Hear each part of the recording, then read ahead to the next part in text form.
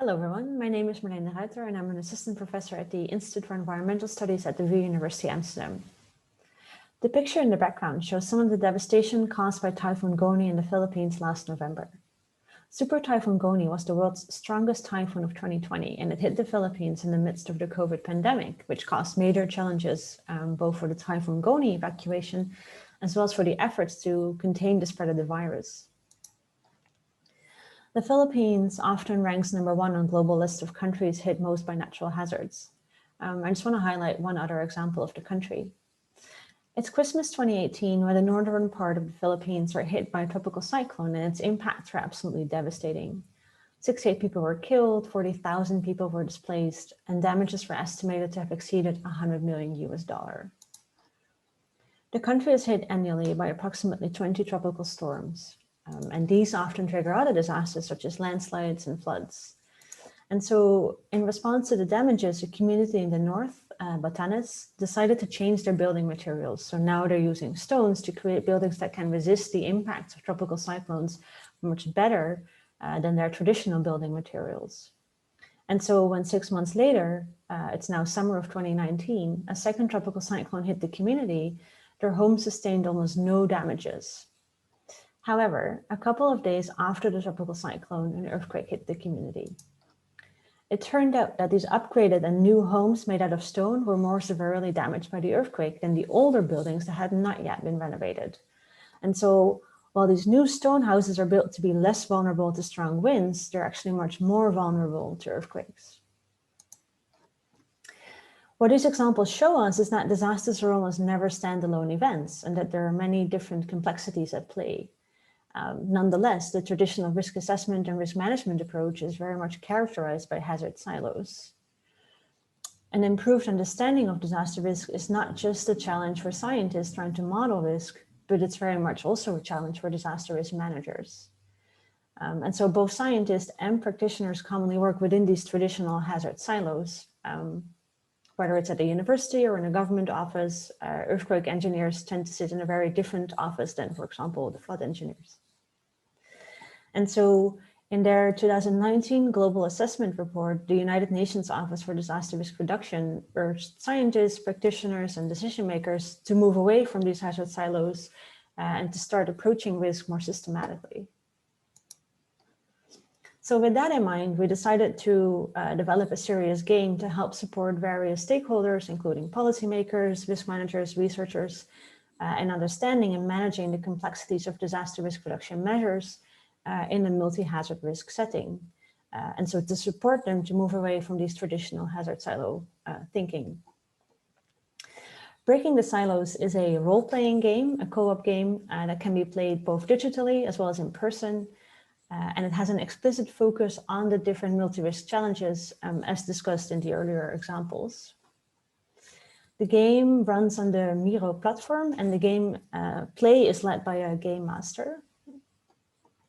We launched the game at the World Bank's Understanding Risk Conference where we played it with practitioners and later we also tested the game with researchers from ETH Zurich. So how does the game work? So the game starts after a fictional country is hit by a disaster and it mimics a situation in which the president brings together a team of 8 key experts and stakeholders to address the situation and to decide whether, and if so, which disaster risk reduction measures they want to implement.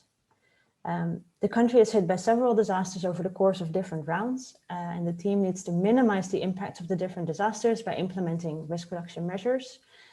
However, the team also has a very tight budget that they need to stay within. So what you see here is the Miro board, and it consists of a map of the team's fictional country placed in the center of the board, and is surrounded by the different players' role cards. The map in the center of the board highlights the cells that were impacted by the disaster, and it's also used by the players later in the game to show which measures they want to implement where. So each player is assigned a role and is provided with information about their own expertise and their role in the team, but also what type of disaster risk reduction measures they in their role can implement, their specific responsibilities and information about their own relationship with some of the other roles.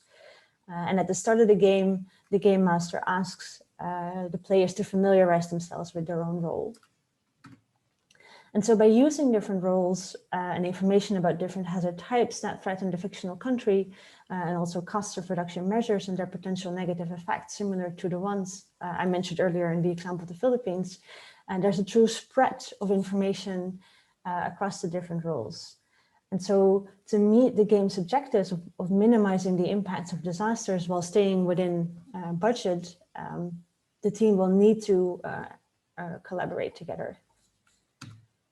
So towards the end of each round, the team adds their risk reduction measures to the map, which you see here, which are then used by the game master to calculate the impacts of a next disaster at the start of a new round. And so the game also accounts for temporal aspects. The players can see on their roll cards how long each measures take to implement. If a disaster hits before the construction of some of the implemented measures has finished, players will see these crane icons rendering the implemented measure ineffective at the time of the next disaster. We played the game with risk management practitioners at the World Bank's Understanding Risk Conference in December, and with risk researchers from ETH Zurich. And in both cases, we conducted a pre- and post-game survey. And in the post-game survey, participants reported a strong increase in their awareness of the complexities of risk and risk management. And so we really hope that the game can actually be used to raise awareness and support decision makers and practitioners in being better able to address the complexities of risk. And we are also very excited to be exploring options with the United Nations Office for Disaster Risk Reduction to familiarize the game further.